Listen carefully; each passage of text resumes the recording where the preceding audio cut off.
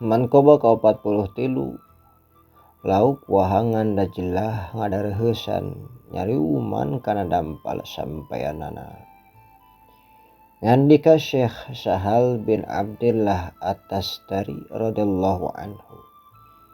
Dina mukasyafahna hiji poe urang nagara Baghdad kaleungitan Sayyid Abdul Qadir. Teras ditareangan kapendak keur calik di luhureun cai di wahangan Dajlah.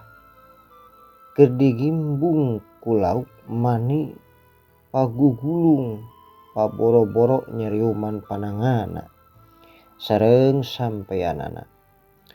Saur Syekh Sahal, kaulah henteu bosen-bosen ningali pagulung-pagulung na eta lauk anu rupa-rupa tingkahna jeung beda-beda kaayaanana jeung warnana nepi ka manjing waktu zuhur. Didinya kaula ningali sajadah hejo disulam ku benang emas jeung perak ditulisan dua jajar kahiji ala inna auliya Allah la khaufun alaihim wala hum yahzanun. Kadua salamun alaikum ahlal bait innahu hamidum majid. Eta sajadah ngampar di awang-awang luhureun wahangan Dajlah.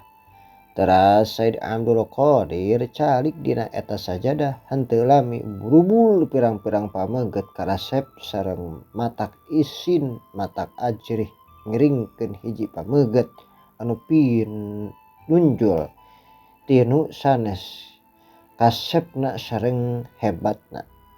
Sadayana pada ngadeg payuneun sajadah kalawan adab.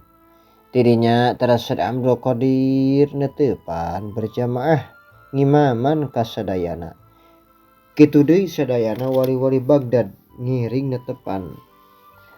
Samangsa Sayyid Abdul Qadir maca takbir intiqal, malaikat anu ngagotong aras oge ngiring takbir. Sayyid Abdul Qadir maca tasbih, malaikat anu aya di langit oge ngiring maca tasbih.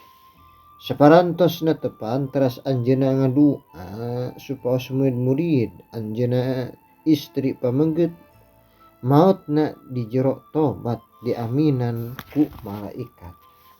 Tidinya aya timbalan tinu agung. Abdul Qadir ayeuna doa maneh geus diijabah. Subhanallah walhamdulillah.